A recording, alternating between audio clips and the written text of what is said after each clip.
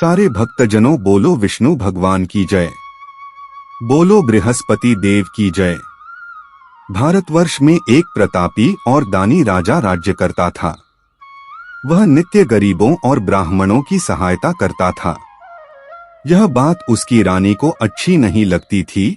वह न ही गरीबों को दान देती, न ही भगवान का पूजन करती थी और राजा को भी दान देने से मना किया करती थी।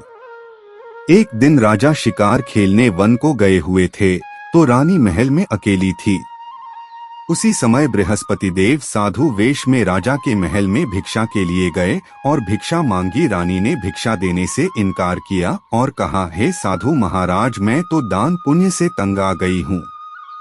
मेरा पति सारा धन लुटाते रहते हैं। मेरी इच्छा है कि हमारा धन नष्ट हो जाए, फिर न रहेगा बांस न बजेगी बांसुरी। साधु ने कहा, देवी तुम तो बड़ी विचित्र हो। धन संतान तो सभी चाहते हैं, पुत्र और लक्ष्मी तो पापी के घर भी होने चाहिए। यदि तुम्हारे पास अधिक धन है तो भूखों को भोजन दो, प्यासों के लिए प्याऊ बनवाओ, मुसाफिरों के लिए धर्मशालाएं खुलवाओ। जो निर्धन अपनी कुंवारी कन्याओं का विवाह नहीं कर सकते उनका विवाह करा दो। ऐसे और कई काम हैं जिनके करने से तुम्हारा यश लोक परलोक में फैलेगा। परंतु रानी पर उपदेश का कोई प्रभाव न पड़ा। वह बोली, महाराज आप मुझे कुछ न समझाएं। मैं ऐसा धन नहीं चाहती जो हर जगह बांटती फिरूं। साधु ने उत्तर दिया, यदि तुम्हारी ऐसी इच्छा है तो तथास्तु। तुम ऐसा करना कि बृहस्पतिवार को घर लीपकर पीली मिट्टी से अपना सिर धोकर स्नान करना, भट्टी चढ़ाकर कपड़े धोना। ऐसा करने से आपका सारा धन नष्ट हो जाएगा। इतना कहकर वह साधु महाराज वहां से आलोप हो गए। साधु के अनुसार कही बातों को पूरा करते हुए रानी को केवल 3 बृहस्पतिवार ही बीते थे कि उसकी समस्त धन संपत्ति नष्ट हो गई। भोजन के लिए राजा का परिवार तरसने लगा। तब एक दिन राजा ने रानी से बोला कि हे रानी, तुम यहीं रहो, मैं दूसरे देश को जाता हूँ, क्योंकि यहाँ पर सभी लोग मुझे जानते हैं। इसलिए मैं कोई छोटा कार्य नहीं कर सकता। ऐसा कहकर राजा परदेश चला गया। वहाँ वह जंगल से लकड़ी काटकर लाता और शहर में बेचता। इस तरह वह अपना जीवन व्यतीत करने लगा। इधर राजा के परदेश जाते ही रानी और दासी दुहखी रहने लगी। एक बार जब रानी और दासी को 7 दिन तक बिना भोजन के रहना पड़ा तो रानी ने अपनी दासी से कहा, हे दासी, पास ही के नगर में मेरी बहन रहती है। वह बड़ी धनवान है। तू उसके पास जा और कुछ ले आ ताकि थोड़ी बहुत गुजर बसर हो जाए। दासी रानी की बहन के पास गई। उस दिन गुरुवार था और रानी की बहन उस समय बृहस्पतिवार व्रत की कथा सुन रही थी। दासी ने रानी की बहन को अपनी रानी का संदेश दिया, लेकिन रानी की बड़ी बहन ने कोई उत्तर नहीं दिया। जब दासी को रानी की बहन से कोई उत्तर नहीं मिला तो वह बहुत दुखी हुई और उसे क्रोध भी आया। दासी ने वापस आकर रानी को सारी बात बता दी। सुनकर रानी ने अपने भाग्य को कोसा। उधर रानी की बहन ने सोचा कि मेरी बहन की दासी आई थी, परंतु मैं उससे नहीं बोली, इससे वह बहुत दुखी हुई होगी। कथा सुनकर और पूजन समाप्त करके वह अपनी बहन के घर आई और कहने लगी, हे बहन, मैं बृहस्पतिवार का व्रत कर रही थी। तुम्हारी दासी मेरे घर आई थी, परंतु जब तक कथा होती है तब तक न तो उठते हैं और न ही बोलते हैं, इसलिए मैं नहीं बोली। कहो दासी क्यों गई थी? रानी बोली, बहन तुमसे क्या छिपाऊं, हमारे घर में खाने तक को अनाज नहीं था। ऐसा कहते कहते रानी की आंखें भर आई। उसने दासी समेत पिछले 7 दिनों से भूखे रहने तक की बात अपनी बहन को विस्तार पूर्वक सुना दी। रानी की बहन बोली, देखो बहन, भगवान बृहस्पति देव सबकी मनोकामना को पूर्ण करते हैं। देखो शायद तुम्हारे घर में अनाज रखा हो। पहले तो रानी को विश्वास नहीं हुआ, पर बहन के आग्रह करने पर उसने अपनी दासी को अंदर भेजा तो उसे सचमुच अनाज से भरा एक घड़ा मिल गया। यह देखकर दासी को बड़ी हैरानी हुई। दासी रानी से कहने लगी, हे रानी, जब हमको भोजन नहीं मिलता तो हम व्रत ही तो करते हैं, इसलिए क्यों न इनसे व्रत और कथा की विधि पूछ ली जाए ताकि हम भी व्रत कर सकें। तब रानी ने अपनी बहन से बृहस्पतिवार व्रत के बारे में पूछा। उसकी बहन ने बताया, बृहस्पतिवार के व्रत में चने की दाल और मुनक्का से विष्णु भगवान का केले की जड़ में पूजन करें तथा दीपक जलाएं, व्रत कथा सुने और पीला भोजन ही करें। इससे बृहस्पति देव प्रसन्न होते हैं। व्रत और पूजन विधि बताकर रानी की बहन अपने घर को लौट गई। 7 दिन के बाद जब गुरुवार आया तो रानी और दासी ने व्रत रखा। घुड़साल में जाकर चना और गुड़ लेकर आईं। फिर उससे केले की जड़ तथा विष्णु भगवान का पूजन किया। अब पीला भोजन कहाँ से आए, इस बात को लेकर दोनों बहुत दुखी थे। चूंकि उन्होंने व्रत रखा था, इसलिए बृहस्पति देव उनसे प्रसन्न थे। इसलिए वे एक साधारण व्यक्ति का रूप धारण कर 2 थालों में सुंदर पीला भोजन दासी को दे गए। भोजन पाकर दासी प्रसन्न हुई और फिर रानी के साथ मिलकर भोजन ग्रहण किया। उसके बाद वे सभी गुरुवार को व्रत और पूजन करने लगी। बृहस्पति भगवान की कृपा से उनके पास फिर से धन संपत्ति आ गई, परंतु रानी फिर से पहले की तरह आलस्य करने लगी।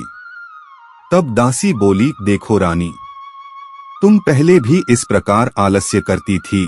तुम्हें धन रखने में कष्ट होता था, इस कारण सभी धन नष्ट हो गया, और अब जब भगवान बृहस्पति की कृपा से धन मिला है तो तुम्हें फिर से आलस्य होता है। रानी को समझाते हुए दासी कहती है कि बड़ी मुसीबतों के बाद हमने यह धन पाया है, इसलिए हमें दान पुण्य करना चाहिए, भूखे मनुष्यों को भोजन कराना चाहिए और धन को शुभ कार्यों में खर्च करना चाहिए, जिससे तुम्हारे कुल का यश बढ़ेगा, स्वर्ग की प्राप्ति होगी और पितृ प्रसन्न होंगे। दासी की बात मानकर रानी अपना धन शुभ कार्यों में खर्च करने लगी, जिससे पूरे नगर में उसका यश फैलने लगा। बृहस्पतिवार व्रत कथा के बाद श्रद्धा के साथ आरती की जानी चाहिए। इसके बाद प्रसाद बांटकर उसे ग्रहण करना चाहिए। एक दिन राजा दुखी होकर जंगल में एक पेड़ के नीचे आसन जमाकर बैठ गया। वह अपनी दशा को याद करके व्याकुल होने लगा। बृहस्पतिवार का दिन था।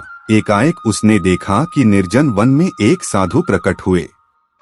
वह साधु वेश में स्वयं बृहस्पति देवता थे। लकड़हारे के सामने आकर बोले, हे लकड़हारे, इस सुनसान जंगल में तू चिंता मग्न क्यों बैठा है?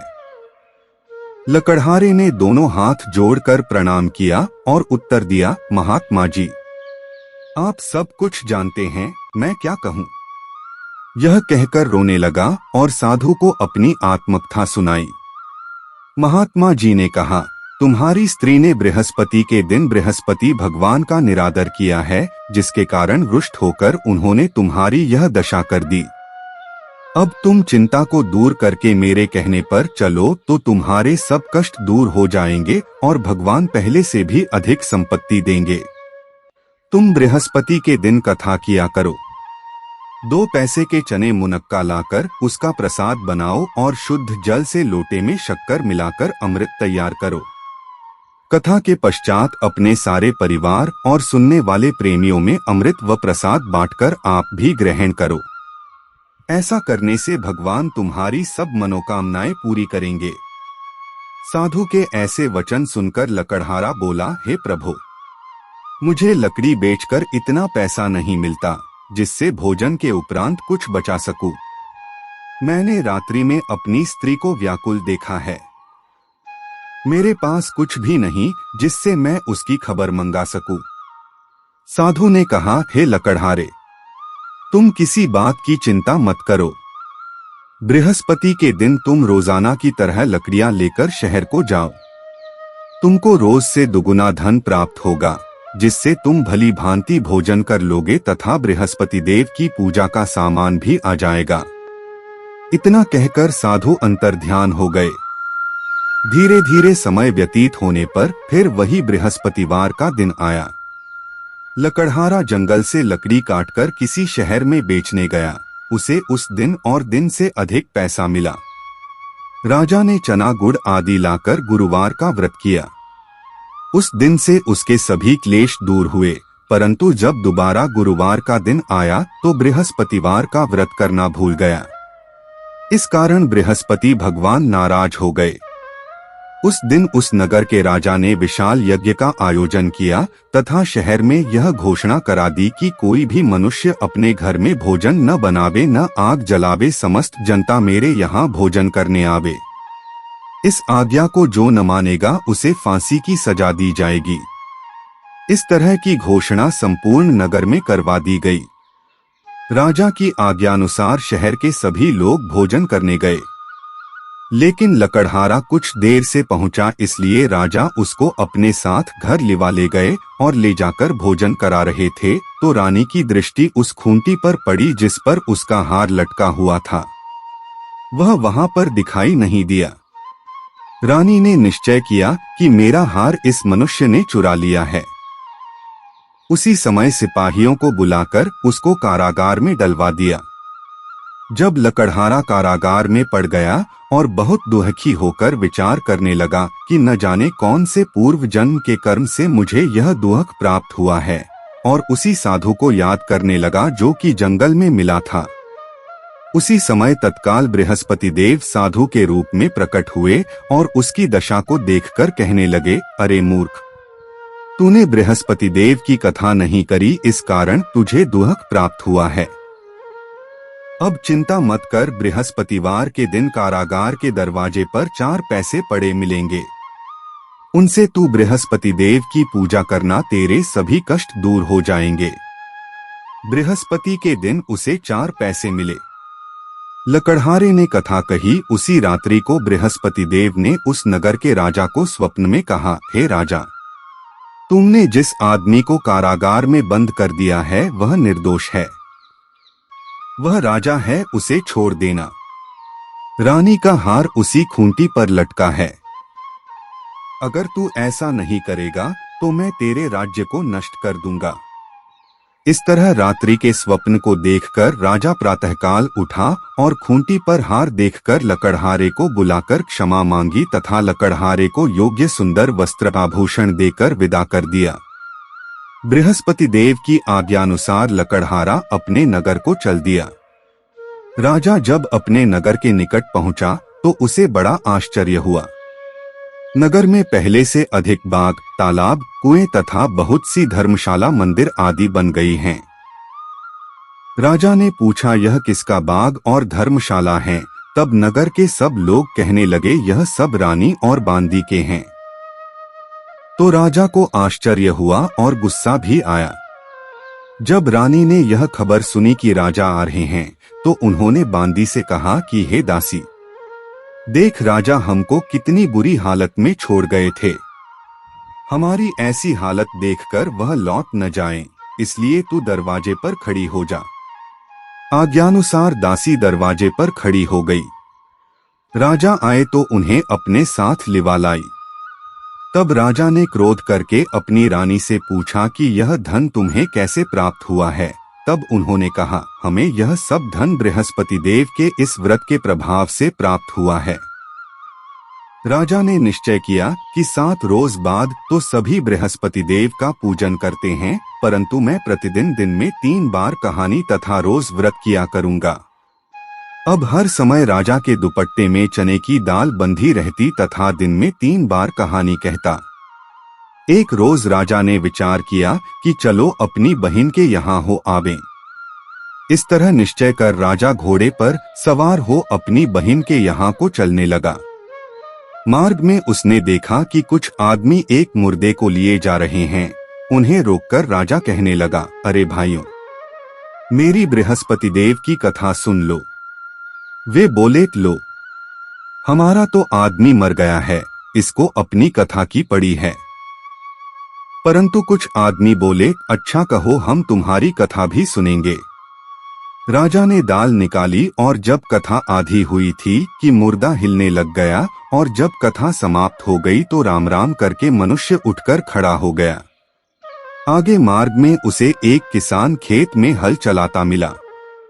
राजा ने उसे देख और उससे बोले, अरे भैया, तुम मेरी बृहस्पतिवार की कथा सुन लो।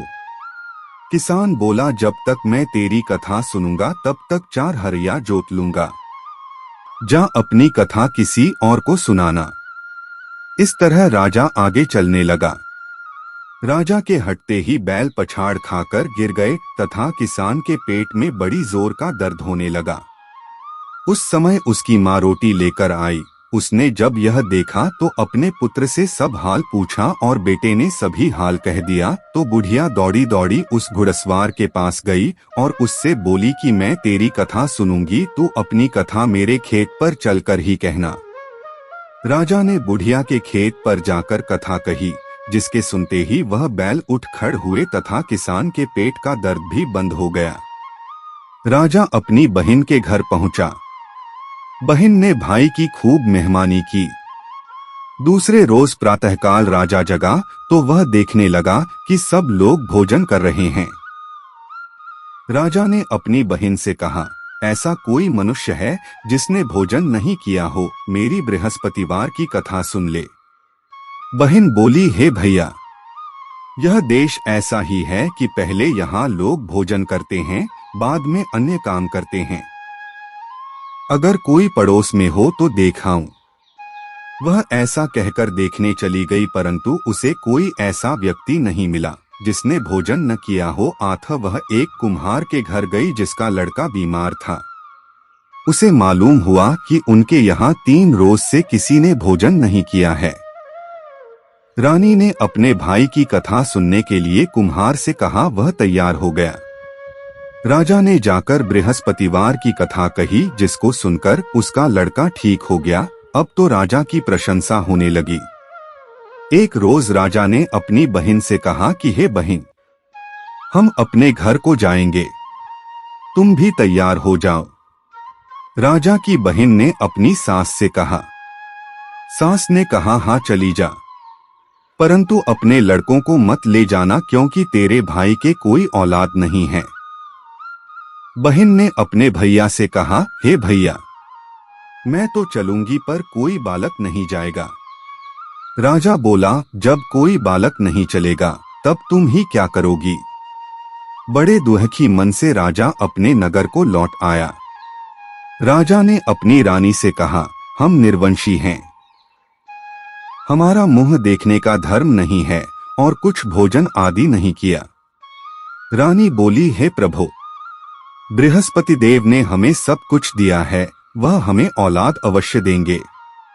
उसी रात को बृहस्पति देव ने राजा से स्वप्न में कहा, हे राजा उठ, सभी सोच त्याग दे, तेरी रानी गर्भ से है।